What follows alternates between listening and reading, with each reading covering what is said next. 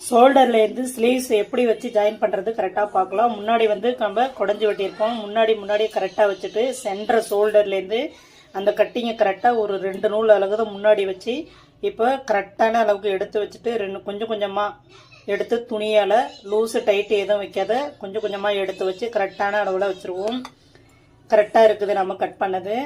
இப்போ 1/2 இன்ச்சு அகலத்துக்கு தான் விடணும். அதுக்கு மேலே விடக்கூடாது.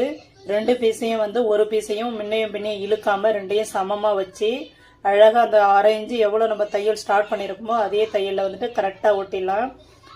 கொஞ்சம் கொஞ்சமாக ஓட்டும் போது வந்து நிப்பாட்டி மேலே வந்து ப்ளவுஸோடைய கிளாத்தை வந்து இழுக்கக்கூடாது.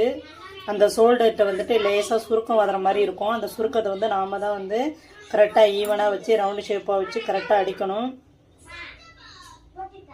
நம்ம ப்ளவுஸோடைய ஷோல்டர் வந்து எட்டி இழுக்கக்கூடாது. நம்ம வந்து ஸ்லீவ்ஸோடைய ஷோல்டரை தான் வந்து கொஞ்சம் கொஞ்சமாக கரெக்ட் பண்ணி சமமாக இழுக்கணும். பாருங்கள், அந்த இடத்துல வந்துட்டு சுருக்கம் வந்துச்சுனாக்கா ரவுண்டு ஷேப் கொடுத்து கையால் நீவி விட்டு தான் நம்ம அடிக்கணும். அந்த மாதிரி கை வச்சு நம்ம அமர்த்தி கொடுத்து தையல் ஓட்டினோம்னா நமக்கு சுருக்கம் ரிங்கிள்ஸ் எதுவுமே வராது. நீட்டாக அழகாக வரும். இப்போ அடிச்சிட்ட பிறகு பார்க்கலாம். ஸ்லீவ்ஸ்க்கு வந்து 2 தையல் போட்டுருவோம். நமக்கு கிளாத் வந்து பின்னே எதையும் கிடையாது, கரெக்டாக இருக்குது. அது மேலேயே வந்துட்டு தையல் இன்னொரு தையல் போடும்பொழுது உள்ளேயும் வெளியே வரக்கூடாது. தையல் மேலேயே வரணும். 2வது தையலும்